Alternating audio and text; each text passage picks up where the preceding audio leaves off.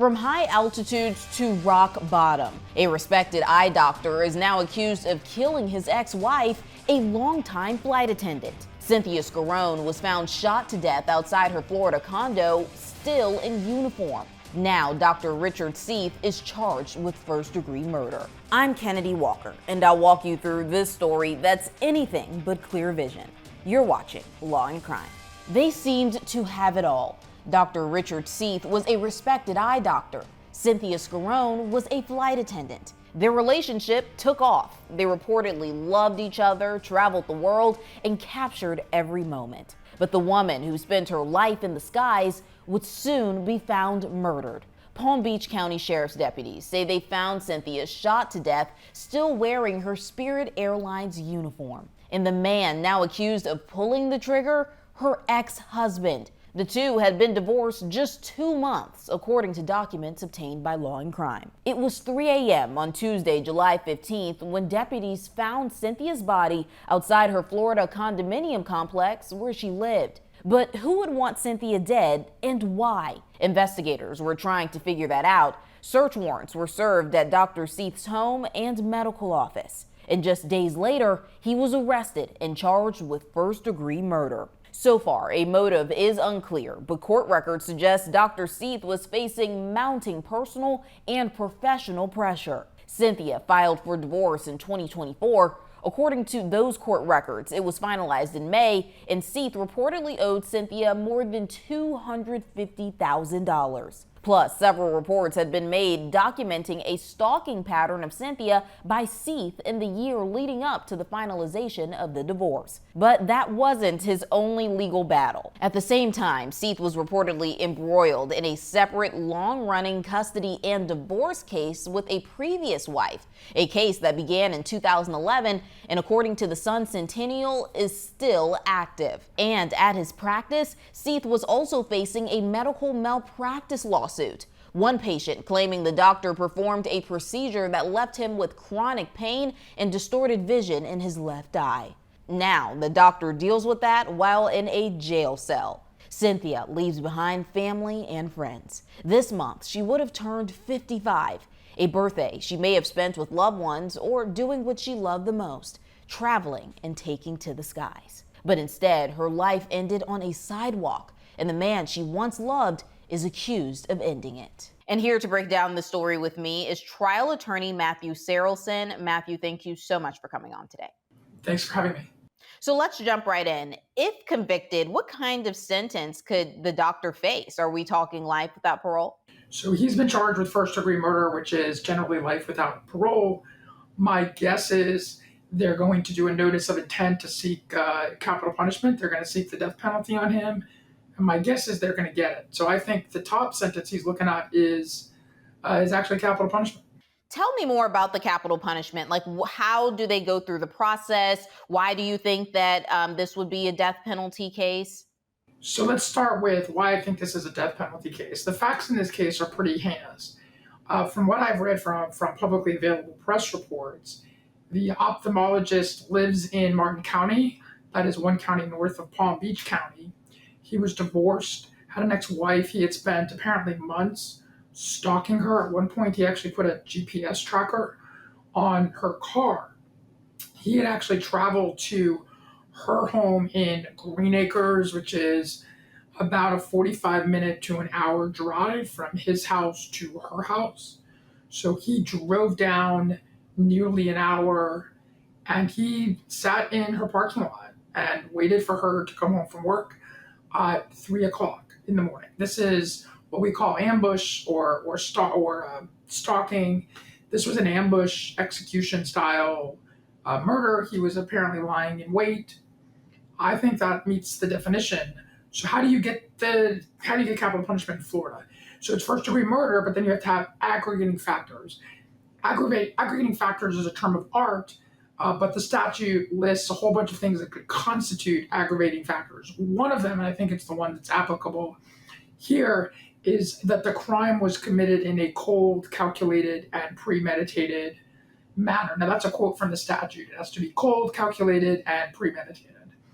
I think what he did, from what I know based on press reports, I think this absolutely meets the definition of a cold, calculated, premeditated murder. He stalked her and he lied in wait until she came home from work at 3 in the morning. This is a Law and Crime legal alert. If you received Depo-Provera birth control shots and were later diagnosed with a brain or spinal tumor called meningioma, you may be eligible for a lawsuit. Morgan & Morgan is investigating claims that patients weren't properly warned about this risk. It's free to check, takes just a few minutes, and you don't pay unless they win. So scan the QR code on your screen, click the link below, or go to forthepeople.com/LCDepo to see if you qualify.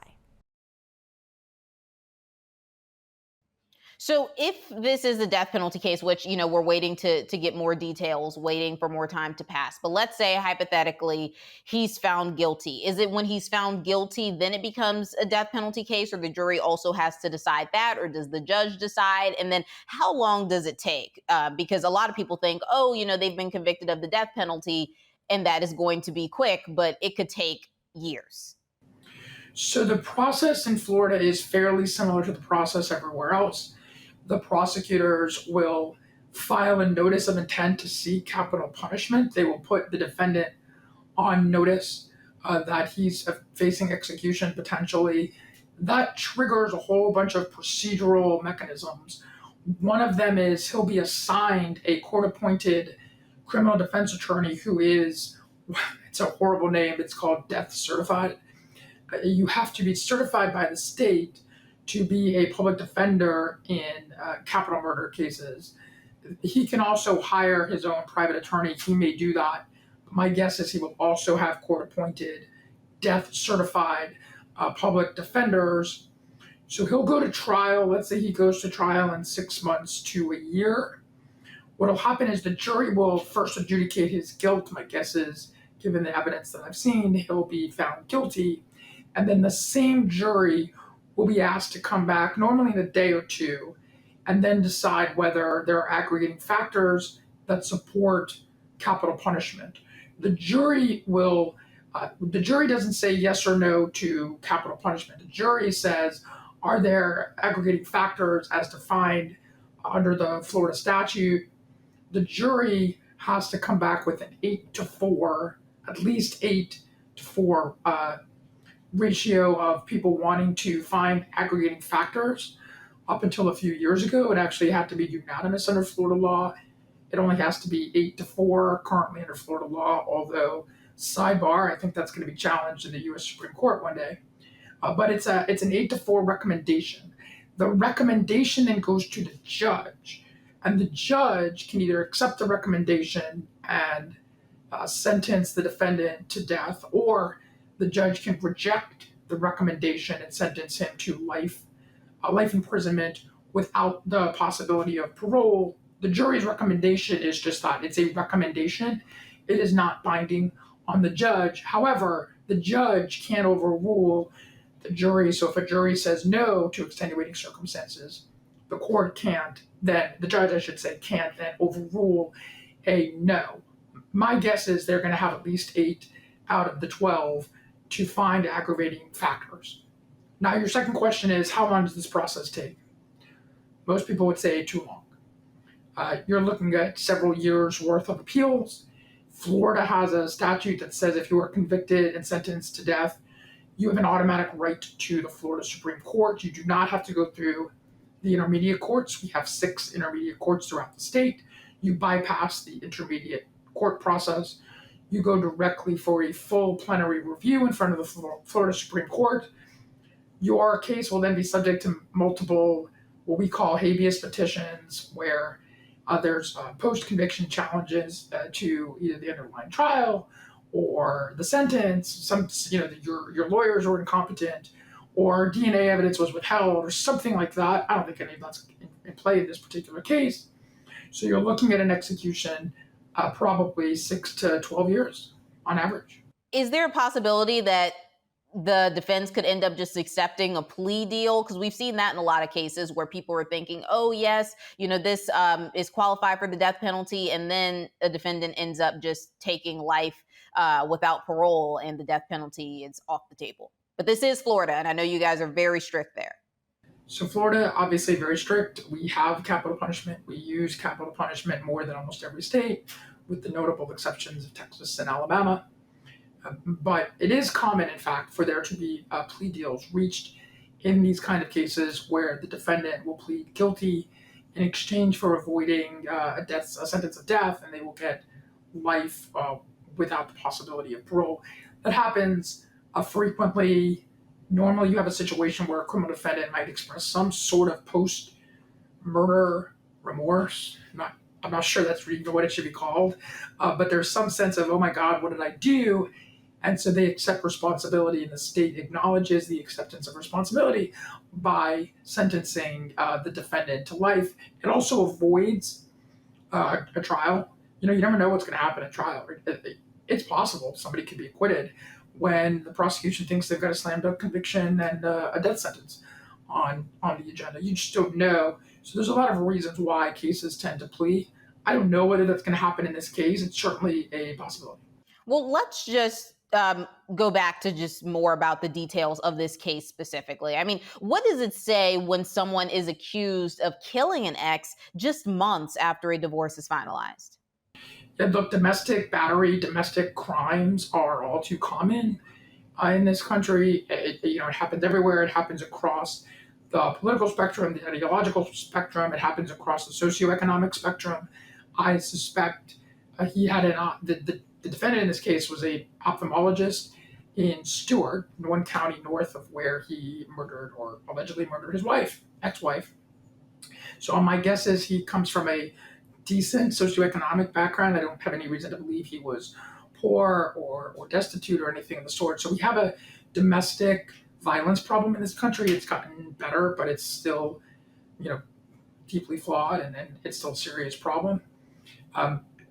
What's interesting to me, just factually, is the amount of effort this guy went into, which is why I think he's probably going to be facing capital punishment. He installed a GPS tracker on her car and paid for a subscription service. The crazy part is he canceled the service apparently a few hours after she died. And talk about evidence of guilt.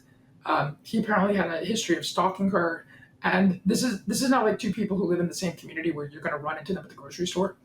These people live 45 minutes, maybe an hour apart. He lives in Jensen Beach and works in Stewart. She's out in Green Acres, but she's a flight attendant, so she works by the airport. These are not close communities. These are not areas where you're just going to run into somebody, at the gas station or at your local Costco or something like that. So he went out of his way to stalk her, and he apparently committed this crime at 3:00 in the morning when she was on her way home from a late shift at the airport. This guy put in real effort to stalk and ultimately kill her. Makes it a particularly heinous situation. What's even more interesting to me from a factual perspective is, as we were discussing offline, the technology issue involved. This murder was caught on a dash cam. She had a motion-activated dash cam in her car, and there's audio recording of the gunshot, and there is a video recording, not a video recording of the shooting itself. There's a video recording of a shadowy figure lurking in the background after the audio picks up the gunshot. And after that, there's cell phone. When you're driving around town, different cell phone towers will ping as you drive. So your carrier knows, generally speaking, where you are because you're pinging certain towers as you drive down the street. And they were able to identify his cell phone was pinged where she lived. There's no reason for a guy who lives an hour away to be in her neighborhood. His license plate was picked up on a license plate recorder.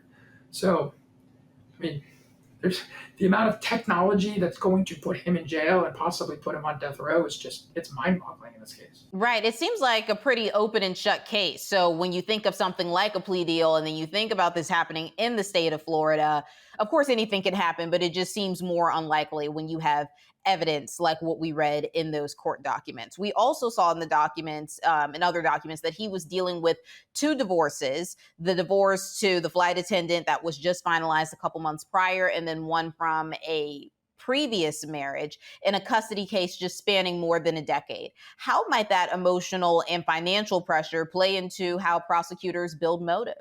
I've struggled with that. I don't know why somebody who is facing financial hardship thinks it would be to his material benefit to wind up on death row. I don't understand.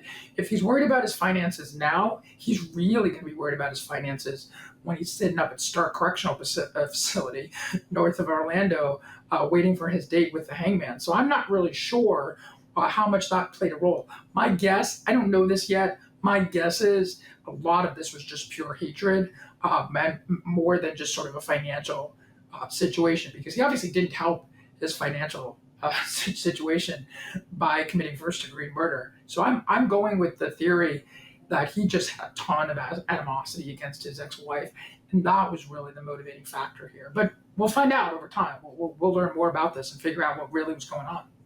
Do you think that in a way it could be a self-sabotage, because we saw in court documents that he was going to have to pay the ex-wife that he is accused of killing more than $250,000? He's also being sued for malpractice with him being an eye doctor. So do you think that when you are faced with paying hundreds of thousands of dollars, that in itself, does he think that if he's in jail, he won't have to pay it? I always struggle with that. If he's in jail, is he still going to have to pay to meet his financial obligations? Yeah, of course. Being in jail doesn't relieve you of your financial situation. The only thing, I hate to say it this way, but the only thing that relieves him of his financial situation is death. So I don't know if this was some grand ploy to potentially sort of take his own life in a weird way by committing a crime and then winding up on death row. I don't know. I don't know that I'm going to go that far and say that, but I fail to see how his financial situation was motivating this. He obviously just had a ton of animosity against her. Maybe he blamed her for his financial situation, but there's really no sort of financial justification for doing anything of the sort of what he did. So I never understand why sometimes defendants will say things like, well, I was under a ton of financial pressure. Well, I understand you were under a ton of financial pressure. In what universe does that justify you to commit murder or any other violent crime? If you're in a tough financial position, you can almost understand somebody maybe saying, I'm going to steal money, because you might come into money to get rid of your financial situation. But killing your ex-wife is not good for business.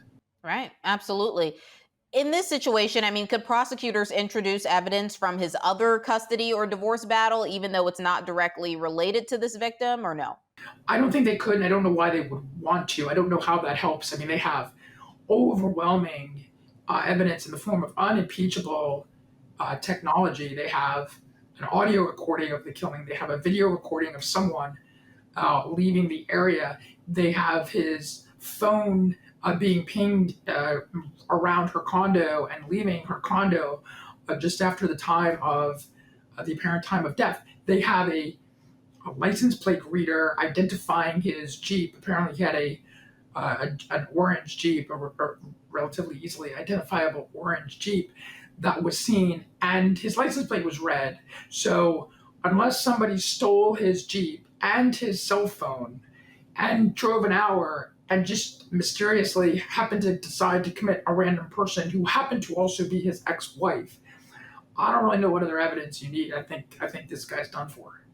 How does his identity as a doctor play into this, right? Like, just talking about in terms of the jury, when the jury is, of course, they have to, really look at all the facts and everything, but a doctor is someone society maybe typically trusts. I mean, could that professional status actually work in his favor or against him?